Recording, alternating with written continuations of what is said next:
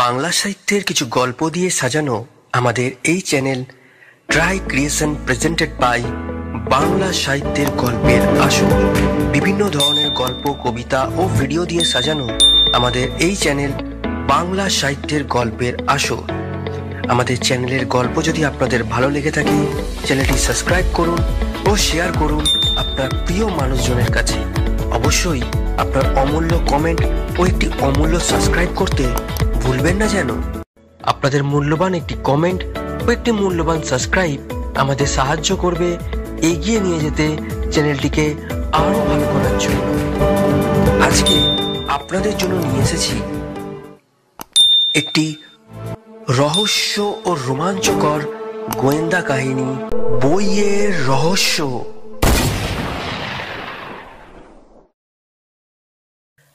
সামান্য একটা বই কেনা নিয়ে এমন ব্যাপার হবে ভাবতেই পারিনি। তাও একটা পুরানো ছেঁড়া খোড়া বই। রাস্তার ধারে ফুটপাতের ওপর পুরনো বই ছড়িয়ে যারা বিক্রি করতে বসে, সেই এক ফেরিওয়ালার কাছে কেনা। বইটাও এমন কিছু আহামরি নাম করা বইও নয়।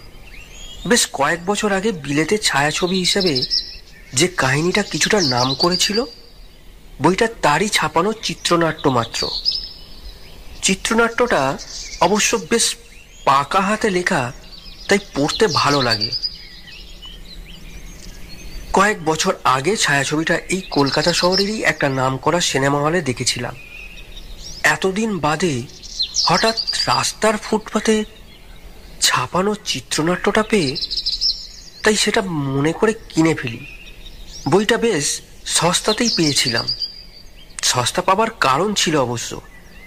একটা নয়, অমন 10-12টা ওই বইয়ের কপি পাশাপাশি ফুটপাতের ফেরিওয়ালাদের অন্য সব ব্যাচবার বইয়ের মধ্যে যেভাবে ছড়ানো ছিল, তাতে বোঝাই গেছিল যে কোনো বইয়ের এর দোকানের এক লটে চালান হয়ে আসা এই বইটার বান্ডিল যে কারণেই হোক বিক্রি না হয়ে দোকানেই এতদিন পড়েছিল।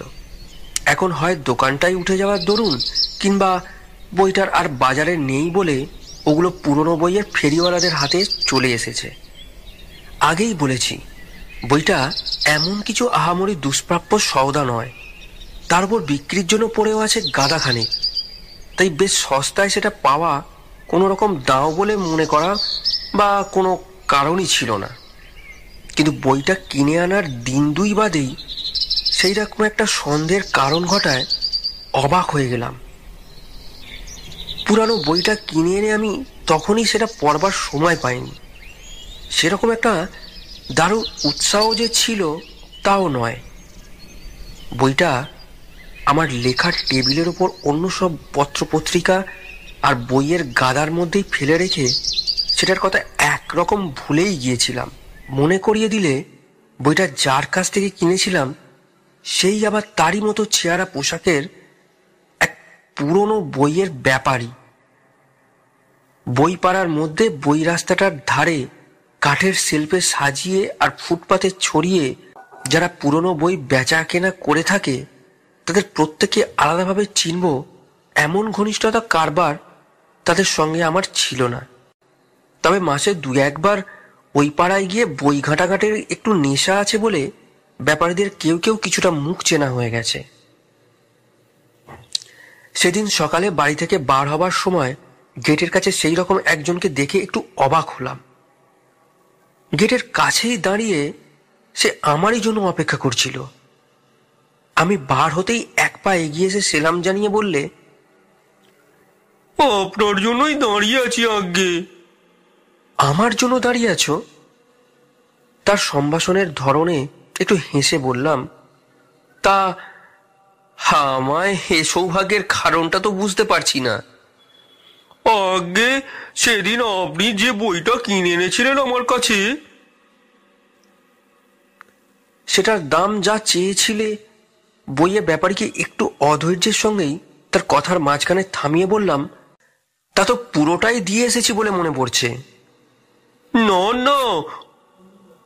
অত্যন্ত লজ্জিত হয়ে অপরাধীর মতো গলায় পুরনো বইয়ের ব্যাপারী বললে, দাম আপনি ঠিকই দিয়েছিলেন, আমি সেজন্য আসিনি। আমি মানে আমি বইটা আপনার কাছে ফেরত চাইতে এসেছি। ফেরত চাইতে এসেছো? কথাটা ঠিক শুনেছি কিনা বুঝতে না পেরে প্রশ্নটা আবার করে বললাম, বইটা বিক্রি করে আবার তুমি তা ফেরত চাও? আগে হ্যাঁ।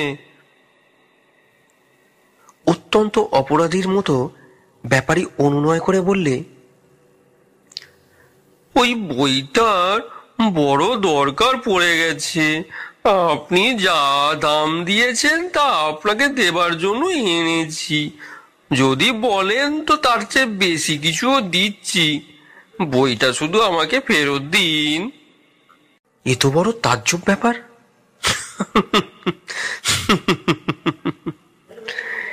হেসে উঠে না বলে পারলাম না।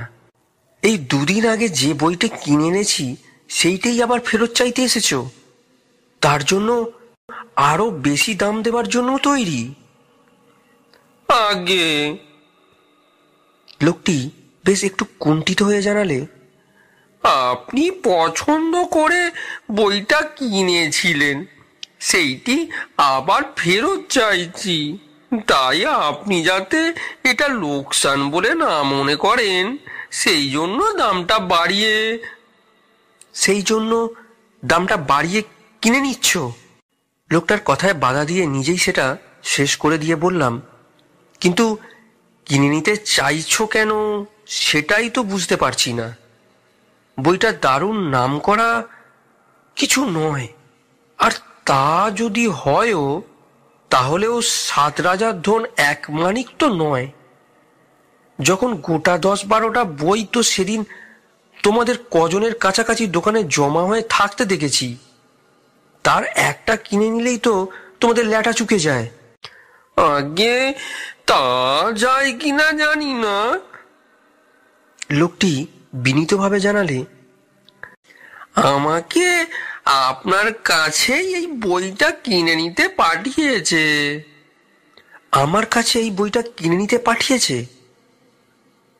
স্ট্রেঞ্জ। বেশ একটু রহস্যের গন্ধ এবার পেয়ে জিজ্ঞাসা করলাম, কে পাঠিয়েছে? কে? আগে আমাদের দোকানের মালিক। তোমাদের দোকানের মালিক আমার কেনা বইটি বেশি দাম দিয়ে ফেরত নেবার জন্য আমার কাছে পাঠিয়েছে?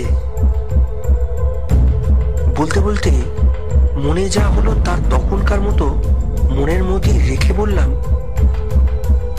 আচ্ছা ঠিক আছে, আমার কেনা বইটি তোমাদের দোকানের মালিক কিছু বেশি দাম দিয়েও ফেরত চান। বেশ, তার প্রস্তাবটা আমি শুনলাম, কিন্তু এখন বাড়ি থেকে কাজে বেরিয়েছি।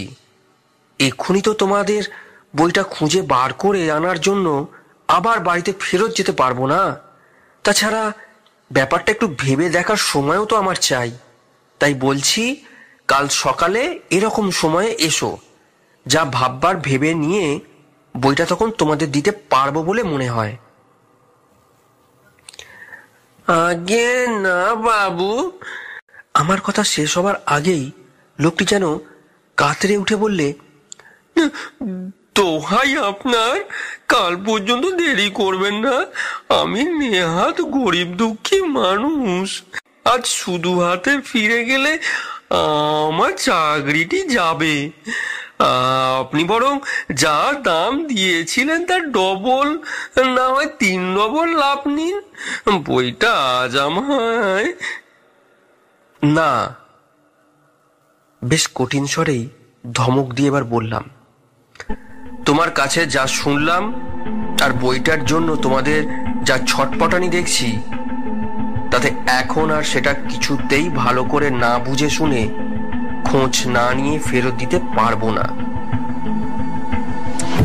বইটা যদি শেষ পর্যন্ত ফিরিয়ে দিই তাও আজ নয়, কাল সকালে এই সময়ে এলে তবে জানাতে পারবো। কথাগুলো বলে আর অপেক্ষা না করে আমি চলে এসেছিলাম, কিন্তু বইটা নিয়ে মনে বেশ একটু অস্বস্তি ছিল বলে দুপুরের কাজকর্ম সারা হবার পর বিকেলেই বইপাড়ার সেই রাস্তার ধারে পুরনো বইয়ের ব্যাপারীদের কাছে গিয়েছিলাম আমার আগের দিনের কেনা বইয়ের আর একটা কপির খোঁজে। কিন্তু আশ্চর্য ব্যাপার, আগের দিন যে বইয়ের অন্তত 10-12টা কপি কাছাকাছি স্টলের সামনে ছড়ানো থাকতে দেখেছি, তার একটারও আজ সেখানে চিহ্ন নেই। বইটার সম্বন্ধে আমার খোঁজ নেওয়াতেও দোকানদারদের কেউ বা বিরক্ত হলো, কেউ বা ঠাট্টা করে বললে, আপনিও সেই বইয়ের খোঁজ করছেন? সে বই পেতে হলে এখন যেখানকার ছাপা সেই খাস বিলেতে যেতে হবে। কেউ বা বিরক্ত, কেউ বা রসিক এসব পুরনো বইয়ের ব্যাপারীদের সঙ্গে অল্প চেনাশোনা একজনের কাছে সমস্ত ব্যাপারটা একটু ভালো করে জানতে পারলাম। তার বিবরণ মতো জানা গেল, হপ্তাখানেকেও নয়, মাত্র 4-5 দিন আগে কলকাতার এক মধ্যবিত্ত পাড়ায় একটি পুরানো বাড়ির মালিক যত সব পুরনো কাগজপত্র আর বইটই তাদের ওই পুরনো বইয়ের বাজারে প্রায় জলের দরে বেচে দিয়ে যায়। এরকম ঘটনা তাদের বাজারে একেবারে অদ্ভুত কিছু নয়। পুরানো একটি বাড়ির নতুন মালিক কি ওয়ারিশন মাঝে মাঝে নিজের কাছে অকেজো আগেকার এই রকম বই, কাগজের পুঁজি প্রায় জলের দরে বিকিয়ে দিয়ে বাড়ি ঘর সাফ করবার ব্যবস্থা করে। এবারে সস্তায় বিকিয়ে দেওয়া বইয়ের গাদার মধ্যে একেবারে নতুন এক সেট বইও যে ছিল, সেটাও খুব কিছু আশ্চর্য নয়। মালিকের অবহেলায় কিবা খামখেয়ালি ওরকম ব্যাপার কখনো যে ঘটে না এমন নয়। এবারের ব্যাপারটা শুধু এই দিক দিয়ে একটু বেশি অদ্ভুত যে ভিন্ন ভিন্ন নয়, একই বইয়ের পুরো একটিও 10-12টি নতুন কপির সেট বাজারে বিকিয়ে দেওয়া হয়েছে। এই ব্যাপারটাকে যদি একটু অদ্ভুত মনে করা যায়, তাহলে তার চেয়ে অনেক বেশি অদ্ভুত, রীতিমতো অবাক করার ব্যাপার ঘটেছে বইগুলো বাজারে আসবার হপ্তাখানেক বাদে। সদ্য ছাপা নতুন বইয়ের মতো ঝকঝকে তকতকে হলেও বহুকাল আবার সামান্য একটু সুনামের লেখকের লেখা বলে ফুটপাতের বাজারে আসবার পর বইটির কোনো চাহিদা হয়নি বললেই হয়। ফুটপাতে ছড়াবার পর 3-4 দিনে আমার মতো আর একজনই এই বইয়ের একটি কপি কিনে নিয়ে যান। কিন্তু তারপর কোথায় যে কি যেন ভোজবাজি হয়ে যায়। আমি বইটার একটি কপি নিয়ে যাওয়ার কিছুক্ষণ পরেই বইটার জন্য এমন কাড়াকাড়ি পড়ে যাবে, তা কে ভাবতে পেরেছিল? ফুটপাতের স্টলে যেসব বই তখনও ছিল, সেগুলিও চোখের নিমেষে বিক্রি হয়ে গিয়েছিল। সেই সঙ্গে খোঁজ পড়েছিল অন্য যে দুটি বই আজ বিক্রি হয়ে গিয়েছিল সে দুটিরও। কিন্তু হেলায় যা প্রায় বিকিয়ে দেওয়া হয়েছিল, সে বইয়ের জন্য হঠাৎ কাড়াকাড়ি কেন? বইগুলি সংগ্রহ করবার জন্য হঠাৎ এমন আগ্রহী বা কার, আর কেন? ব্যাপারটা যে মোটেই সামান্য নয়, সেদিন রাত্রেই তা জানতে পারলাম আরো ভালো করে। রাত্রে খাওয়া দাওয়া সেরে শুতে যাবার আগে যা নিয়ে এত রহস্য, আমার সম্প্রতি কিনে আনা সেই বইটাই একটু উল্টে পাল্টে দেখছিলাম।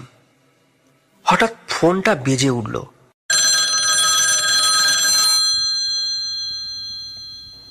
ফোনটা তুলে সাড়া দেবার আগেই ওদিক থেকে বেশ ভারী আর রুক্ষ গলায় একটা শাঁসানি শুনলাম। সাধ করে নিজের বিপদ যদি না রাখতে চান, তাহলে কাল সকাল 8টায় মাথায় 3টে শূন্য লেখা চিঠির কাগজ, শুধু অজানা, এই সই নিয়ে যে যাবে তার কাছে আপনার কেনা বইটি দিয়ে দেবেন। বইয়ের যা দাম তার 5 গুণ মূল্য আমার পত্র বাহকই আপনাকে দেবে। শেষে আবার জানাচ্ছি, যা লিখেছি তা অগ্রাহ্য করে নিজের চরম বিপদ ডেকে আনবেন না।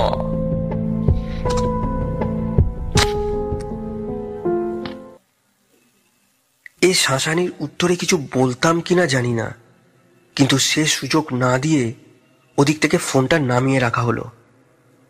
এরপর পরাশরকে ফোন করে পরের দিন সকালে 7টার মধ্যে আসতে বলা ছাড়া আর কি করা যায়। তাই করলাম, কিন্তু সকাল পর্যন্ত অপেক্ষা করতে হলো না। পরাশরের বোধহয় একটু ঢিলে সময় যাচ্ছিল। মাথাটা পুরোপুরি খাটাবার মতো কিছু গোলমেলে ধাঁধা হাতে ছিল না। সকাল পর্যন্ত অপেক্ষা না করে সে 8 ঘন্টার মধ্যেই এসে পড়ে রাতের খাবারটা আমার সঙ্গেই খেলো। খেতে খেতে সমস্ত ব্যাপারটা তাকে জানালাম। কোনো রকম মন্তব্য টন্তব্য না করে সে আমার কেনা পুরনো বইয়ের দোকানের বইটা নিয়ে গেস্ট রুমে শুতে গেল। সকালে উঠবার পর সে যা করলো তা অতি সোজা চালাকি বলেই সেটার কথা আমার মাথায় আসেনি। সামনাসামনি দেখা দিলে বইটা বিনামূল্যেই দিতে প্রস্তুত। শুধু এই কথাগুলি নাম টাম না ছাপা একটা সাদা কাগজে লিখে সেটা সকালে যে পত্রবাহক এসেছে তাকে দিতে বলে নিজের সেই চিঠি নিয়ে আসা বেয়ারাকেই লুকিয়ে অনুসরণ করবার জন্য দূরে এক জায়গায় গিয়ে অপেক্ষা করেছে। রহস্যটার প্রথম জটটা এত সহজে খুলে যাবার পরই কিন্তু ব্যাপারটার আসল চেহারাটা পুরোপুরিভাবে ধরা পড়েছে। উত্তর কলকাতার শোভাবাজারের একটা ঘিঞ্জি মধ্যবিত্ত পাড়ায় সরু একটা আঁকাবাঁকা গলি। সেই গলির একটা বাঁকেই তেতলা একটি পুরনো বাড়ি। লুকিয়ে অজানা বেয়ারার পিছু নিয়ে পরাশর এই বাড়িটি দূর থেকে দেখে এসেছিল। বেয়ারাকে পরাশরের নির্দেশ আমি তাকে আরও একটু দূর থেকে অনুসরণ করে আসছিলাম। নিজেদের গুপ্ত রাখার একটা বড় উদ্দেশ্য ছিল না বলে বেয়ারার পিছু নিয়ে তার মনিবের বাড়িটা লুকিয়ে দেখে আসা তো মোটেই কঠিন হয়নি। বেয়ারা মনিবের বাড়িতে আমার চিঠিটা দিয়ে আমি ছেড়ে চলে যাবার পর বেশিক্ষণ অপেক্ষা না করেই গলির বাঁকের পুরানো তেতলা বাড়ির দরজায় গিয়ে কড়া নেড়েছি। বাড়ির আর একজন চাকর এসে দরজা খুলে দেবার পর ভেতরে ঢুকে সত্যি যে বেশ একটু অবাক হয়েছি তা স্বীকার না করে পারবো না। পুরানো সরু গলি, বেশিরভাগ জীর্ণ, সব দোতলা একতলা সেকেলে দালান কোঠা। কিন্তু ভেতরে ঢোকবার পর এ বাড়িটা যে একেবারে আলাদা জাতের তা বুঝতে এতটুকুও কষ্ট হয় না। এ যেন ছেঁড়া গায়ের কাপড় মুড়ি দেওয়া রীতিমতো দামি চোগা চাপকান পরা আমির টামির। বাইরের দেওয়ালের নোনা ধরা ইটের ঘরের অভাব নেই, কিন্তু ভেতরে ঢুকলেই মেঝেতে যেমন দামি রীতিমতো ঝকঝকে তকতকে কার্পেট পাতা, ঘরের চারিপাশের আসবাবপত্র তেমনি খানদানি আর বাহারি। সে ঘরের ভেতরে এসে যে দুটি মানুষকে দেখলাম তাদের চেহারা পোশাকের মিল আর তফাতও বেশ একটু নজর কাড়বার মতো। বয়স যার কম তার রংটা রীতিমতো ময়লা হলেও মানানসই। ঢিলে ঢালা পাজামা পাঞ্জাবিতে তার চেহারাটা যথার্থই সুঠাম সুন্দর। আর তার পাশেই ফতুয়া গায়ে আরাম কেদারায় গা এলিয়ে যিনি আমার কেনা বইটিরই আরেকটি কপির পাতা উল্টাতে উল্টাতে উত্তেজিতভাবে কি যেন বলছিলেন, তার গায়ের রংটা অনেক ফর্সা। আর প্রথম জনের সঙ্গে মুখ চোখের যথেষ্ট মিল থাকলেও তিনি সব শুদ্ধ জড়িয়ে একটি ভুসির বস্তা বিশেষ।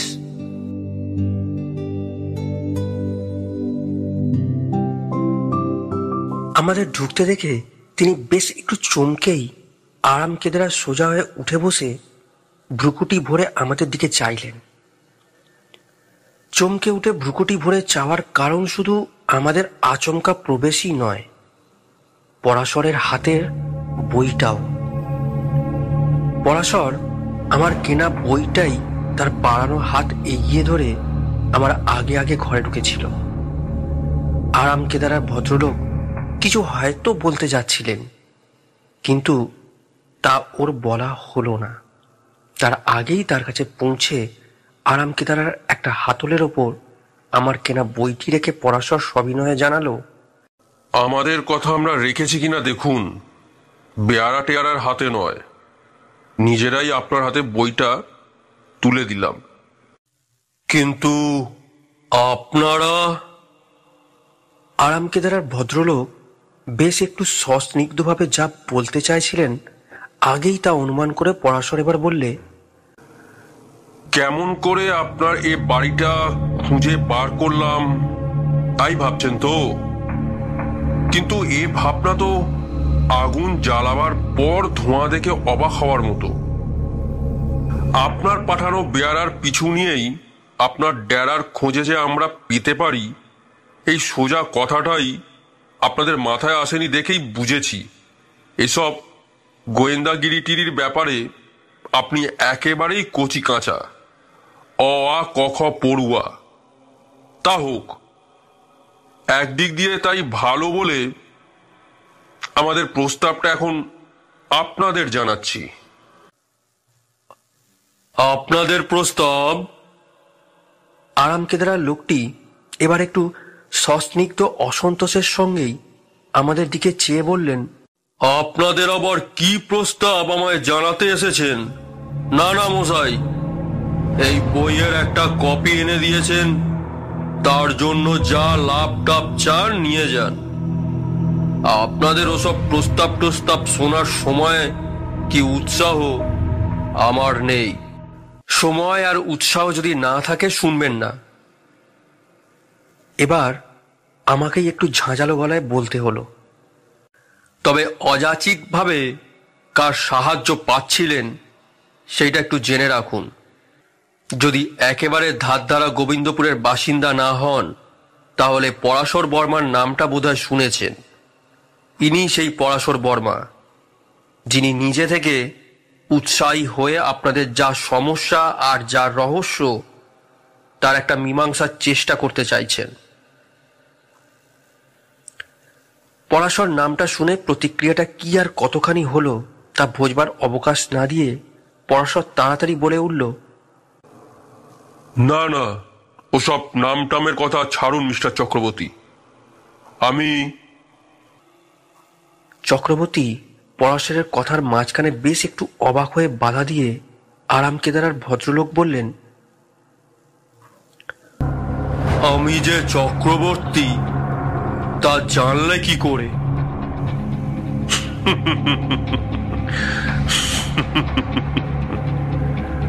না না, পরাশর হেসে বললেন, ওটা শার্লক হোমস মার্কা বাহাদুরি মনে করবেন না। সেরকম কিছু ক্ষমতা দেখাতেও চাইনি। ওটা নেহাত চোখ কান খোলা রাখা ছাড়া আর কিছুই নয়। চক্রবর্তী এরপর কিছু বলতে যাচ্ছিলেন, কিন্তু তাতে তাকে বাধা দিয়ে পরাশর বলল, আপনার নাম যে অঘোর চক্রবর্তী তা চোখের দৃষ্টির কোনো দোষ না থাকলে 2 মিনিট এখানে থাকলেই জানা যায়। আপনি একেবারে অগোছালো যেমন নন, তেমনি খুব গোছালো মানুষও নন। আপনার ওই টেবিলের ওপর বেশ কটা চিঠির তাড়া পেপার ওয়েট দিয়ে চাপা আছে। সেগুলো খুব গুছিয়ে নয়, একটু এলোমেলো ভাবেই রাখা। দুটো চিঠির নাম ঠিকানা তাই বেশ পরিষ্কারই দেখা যাচ্ছে। তার একটা ইংরেজিতে এ গলির ঠিকানা, ওপরে এ চক্রবর্তী বলে নামটা লেখা। আরেকটা পোস্টকার্ডে নাম ঠিকানা বাংলায় লেখা, তাতে স্পষ্ট শ্রী অঘোর চক্রবর্তীর নামটা পড়া যাচ্ছে। কিন্তু এসব ফালতু কথা এখন থাক। আমি যা বলতে যাচ্ছি তা এই যে ঘটনাচক্রে আমার বন্ধু ফুটপাতের উপর থেকে একটা পুরনো বই কেনার জন্য আমরা আপনাদের এরকম একটা রহস্য জড়ানো সমস্যার সঙ্গে যখন জড়িয়ে পড়েছি, তখন সমস্ত ব্যাপারটা আমাদের খুলেই বলুন না। আপনারা যা খুঁজছেন নিজে থেকে, আমাদের তা ফেরত দিতে আসা থেকে এটুকু আপনাদের বুঝতে বলি যে এই ব্যাপারে কোনো দাও মারবার লোভ টোপ আমাদের নেই। যা আছে তা এই ব্যাপারটার সম্বন্ধে কৌতূহল। যোগাযোগ যখন হয়েই গেছে, তখন আপনাদের সঠিক পরিচয় দিয়ে ব্যাপারটা ভালো করে খুলেই বলুন না। দেখা যাক না তাতে কিছু সাহায্য আপনাদের করতে পারি কিনা। ঠিক ঠিক। এতক্ষণ কোনো কথা না বলে আরামকেদারার একপাশে একটি ছোট আলমারির কাছে হেলান দিয়ে দাঁড়িয়ে যিনি মাঝে মাঝে শুধু মিটিমিটি হাসছিলেন, সেই সুদর্শন মানুষটি এবার মুখ খুলে বললেন, ব্যাপারটা গুছিয়ে বলার আগে নিজেদের পরিচয়গুলো ঠিকমতো দিয়ে ফেলা দরকার। তা সেদিক দিয়ে আমার বরদার একটু চক্ষু লজ্জা হতে পারে বলে কাজটা আমি সেরে দিচ্ছি।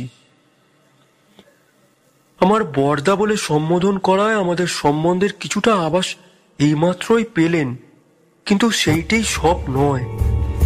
উনি আমার আপন বরদা ঠিকই, কিন্তু বড়দার বদলে কাস্তে কাটারি কি খাঁড়া বললেই ঠিক বর্ণনা হয়। ছেলেবেলা থেকে বড় হওয়ার সুবিধের দরুন উনি সব কিছুতে আমায় ঠকিয়েছেন। আমি সাবালক হবার পর পড়াশোনার জন্য বিদেশে যাওয়ার পর আমাদের সমস্ত বিষয় আশয় সম্পত্তি নানান প্যাচে দখল করে। অখিল! আরামকেদারা থেকে অঘোর চক্রবর্তী এবার বকুনি দিয়ে বললেন, এটা হাসি তমস্যার ব্যাপার নয়। তোমার ওই বিলেতি রসিকতা শুনে কেউ কেউ ভুল করেও সত্যি মনে করতে পারেন। হয় তা যদি সত্যি হতো। বলে একটা দীর্ঘশ্বাস ফেলার ভঙ্গি করে অঘোর চক্রবর্তী ভাই অখিলকে বললেন, আমার মুখে সত্য কথা যখন তামাশা বলেই মনে হয়, তখন তুমি যা বলবার বলো বরদা। হ্যাঁ, তাই বলছি। তোর মতো আহাম্মক দুনিয়ায় আর আছে কিনা এরাই বিচার করে দেখুন। বলে আরামকেদারায় সোজা হয়ে বসে অঘোরবাবু যে বিবরণ আমাদের শোনালেন তা সত্যিই বেশ অদ্ভুত। সংক্ষেপে বিবরণটা হলো এই যে, অঘোর আর অখিল চক্রবর্তীর এক অদ্ভুত খেয়ালি মামা ছিলেন। তিনি এখনো আছেন কিনা তা ঠিক বলা যায় না, কারণ গত 12 বছর তিনি ভাগ্নেদের সঙ্গে কোনো যোগাযোগ করেননি। অঘোর অখিলের এই খেয়ালি মামা অদ্ভুত প্রকৃতির মানুষ ছিলেন। প্রথম যৌবনেই দেশ ছেড়ে চলে গিয়ে কোথায় না কোথায় গিয়েছেন, আর কি না করেছেন তার সঠিক বিবরণ কেউই জানেন না। ইউরোপ, আমেরিকা, আফ্রিকায় কখনো তিনি সার্কাসের দলে যোগ দিয়ে ঘুরে বেরিয়েছেন বাঘসিংহের বশের খেলা দেখিয়ে, কখনো রাশিয়ায় কি অস্ট্রেলিয়ায় কোনো পরীক্ষাগারে বিজ্ঞান গবেষণার কাজে কাটিয়ে দিয়েছেন বছরের পর বছর। এই খেয়ালি ভবঘুরে জীবনের মধ্যে ভাগ্নেদের সঙ্গে যোগাযোগ কিন্তু তিনি রেখেই চলতেন। 2-10 মাস চুপ করে থাকলেও 2-3 বছরে একবার তিনি ভাগ্নেদের খবর নিতেন। তাদের সঙ্গে যোগাযোগের চেষ্টা করতে কখনো ভুলতেন না। শেষ এই যোগাযোগের চেষ্টা তিনি করেন প্রায় 12 বছর আগে। তার যোগাযোগ করার চেষ্টার মধ্যে একটা মজার ব্যাপার ছিল। ভাগ্নেদের কাছে কিছু না কিছু টাকা পাঠানো, আর সেই সঙ্গে এই বলে আশ্বাস দেওয়া যে তারা যদি যথার্থই সাচ্চা হয় তাহলে তিনি তাদের বড়লোক করে দিয়ে যাবেনই, কিন্তু তাদের নিজেদের মধ্যে ফাঁকি থাকলে তাদের সব পাওয়া ফক্কিকার হয়ে যাবে। এসব বকুনি মামার বুড়ো বয়সের মাথা খারাপের লক্ষণ বলেই মনে হয়েছে তার ভাগ্নেদের, কারণ টাকা কড়ি নয়। 12 বছর আগে মামার কাছ থেকে শেষ যা এসেছে তা একই বইয়ের 12টা কপির একটি সেট। বইটাও অসাধারণ কিছু নয়, বহুকাল আগে সেই 40-এর দশকের তোলা একটি ইংরেজি ছবির ছাপানো চিত্রনাট্য মাত্র। এই বইয়ের সেটের সঙ্গে মামার একটা চিঠিও যা এসেছিল তাতে মাথা খারাপের লক্ষণ একেবারে স্পষ্ট। সে চিঠিটা এইভাবে লেখা যে মামাবাবু তার আসল কাজটা সেরে বিলেতে এসে পৌঁছে প্রথমেই যে নতুন বইয়ের খোঁজ পেয়েছেন তার 12টা কপি একসঙ্গে করে কলকাতায় পাঠিয়ে দিচ্ছেন। এই বইয়ের কদর যে বুঝবে, তার ভাগ্নে অখিল মামার মতোই ভবঘুরে বলে মামাবাবু তার চিঠিপত্র টাকা কড়ি কলকাতায় ভাগ্নেদের পৈতৃক বাড়ির ঠিকানাতে পাঠাতেন। শেষ চিঠি আর বইয়ের সেটটাও তাই পাঠিয়েছিলেন। চিঠিটা আর তার সঙ্গে পাঠানো বইয়ের পার্সেল শুদ্ধই। মস্তিষ্ক বিকৃতির প্রমাণ বলে ধরে নিয়ে বইগুলো বাড়ির একটা চোরা কুঠুরির মধ্যে ঘরে বন্ধ করে প্রলাপ মার্কা চিঠিটা একটা দেরাজের ড্রয়ারে তুলে রেখে তার কথা বেমালুম ভুলে গেছেন। এই বইয়ের পার্সেল আর চিঠি যখন কলকাতার বাড়িতে আসে তখন অখিল তার স্বভাব অনুযায়ী বিদেশে কোথায় ঘুরছিলেন। তিনি ফিরে আসবার পর অঘোর তাকেই বইয়ের সেটটা দেখিয়ে মামাবাবুর প্রলাপ সেই চিঠিটার কথাও বলেছেন। অখিল তাতে কোনো উৎসাহ কিন্তু দেখাননি। তার টনক নড়েছে এতদিন বাদে। কুঠুরির ঘরে অকারণে জমা হয়ে থাকা বইগুলো তার বরদা অঘোর নেহাত ফালতু জঞ্জাল বলে পুরনো বইয়ের দোকানদারদের কাছে বিক্রি করে দেবার পর এই সূত্রে মামাবাবুর চিঠিটার কথাও তার মনে পড়েছে।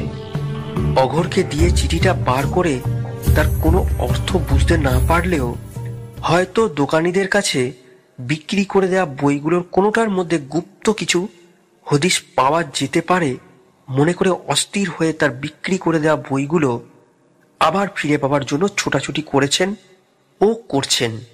নিজের বিবরণ শোনাতে শোনাতে অঘোর চক্রবর্তী পরাশরকে জিজ্ঞাসা করেছেন, কিরকম হদিশ সেখানে পাওয়া যেতে পারে তা কিছু বুঝতে পারছেন? না, তা এখনো পারছি না, বলেছে পরাশর। কিন্তু আপনার কাছে পাঠানো মামাবাবুর চিঠিটা একবার দেখতে পারলে ভালো হতো। সে আর কি দেখবেন, পাগলের প্রলাপ। বলে মুখে বিদ্রুপ করলেও অঘোর চক্রবর্তী আরাম কেদারা ছেড়ে উঠে ভেতরের ঘরের কোনো দেরাজ থেকে চিঠিটা বার করে এনে পরাশরের হাতে দিয়েছেন। সত্যি পাগলের প্রলাপ ছাড়া আর কিছু ওকে ভাবা যায় না। ছোট্ট মাপের চিঠি, তাতে বারবার শুধু এই লেখা, লিন্থ গিয়ে পড়ো, লিম্পাত আসে বেরিয়ে, কেল্টিক হেলভেতিতে দেয় আদি বসতি, রোমানরা শুল্ক ঘাঁটি বসায়, নাম দেয় টিউরি ক্যাম্প, সেখানে কুবেরের বন্ধ মুঠো খুলতে আসুক শুভঙ্করী অঙ্কে দুলতে দুলতে। এরপর চিঠিতে যা লেখা হয়েছে তার নেহাত প্রলাপ ছাড়া আর কিছু কি হতে পারে? সেখানে লেখা, খুঁজে পেতে প্রকাশনার বছর, তার পেছনে লাগাও, শেষ পাতায় যা আছে ছাপা সেই গোনা নম্বর, তবেই দেখবে এরপরে আর থাকবে নাকি আর কিছু খেল কি। চিঠিটা দেখাতে দেখাতেই হেসে ফেলে অঘোর চক্রবর্তী বলেছেন,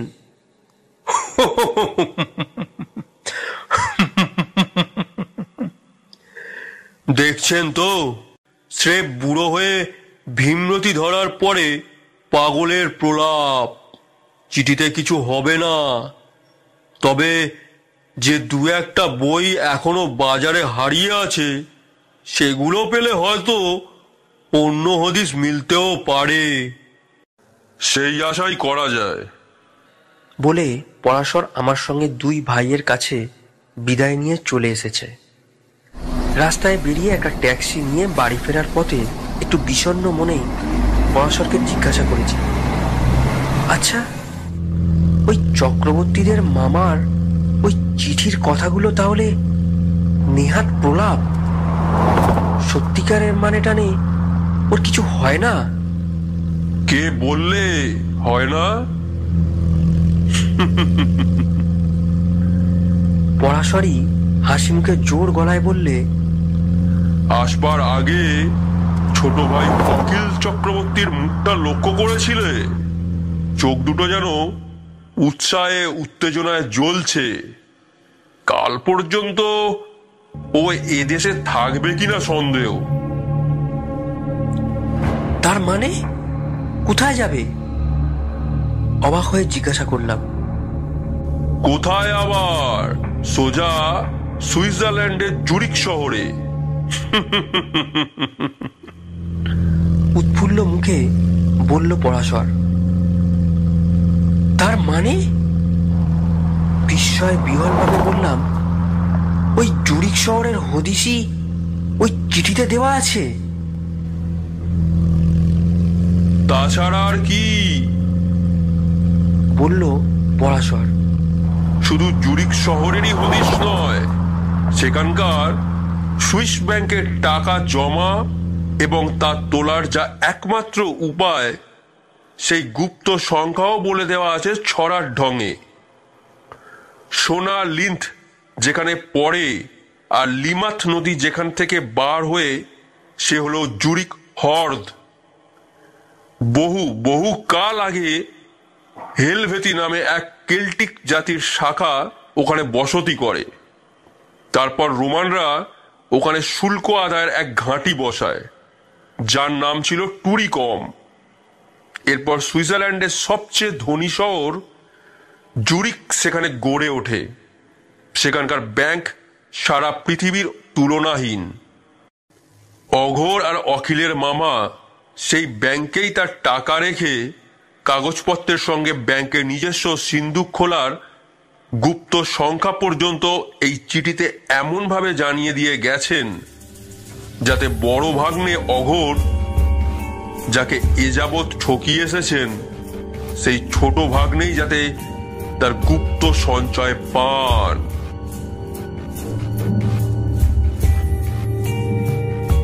বড় ভাগ্নের স্বার্থপরতার কথা জানতেন বলেই এই ব্যবস্থা তিনি করে গেছেন। অখিলের মুখ চোখের ঝলমলানি দেখে বুঝেছি তার মামাবাবুর শেষ ইচ্ছা পূরণের আর খুব বেশি দেরি হবে না।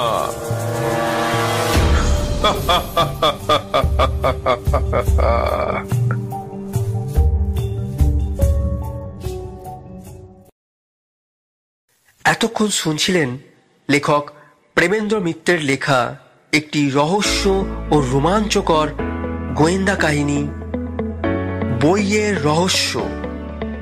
আবার আমরা ফিরব সামনের সপ্তাহে ঠিক এইরকমই আরও একটি রোমাঞ্চকর গল্প নিয়ে। আমাদের চ্যানেলের গল্প যদি আপনাদের ভালো লেগে থাকে, চ্যানেলটি সাবস্ক্রাইব করুন ও শেয়ার করুন আপনার প্রিয় মানুষজনের কাছে। অবশ্যই আপনাদের মূল্যবান একটি কমেন্ট ও একটি মূল্যবান সাবস্ক্রাইব আমাদের সাহায্য করবে এগিয়ে নিয়ে যেতে চ্যানেলটিকে আরও ভালো করার জন্য।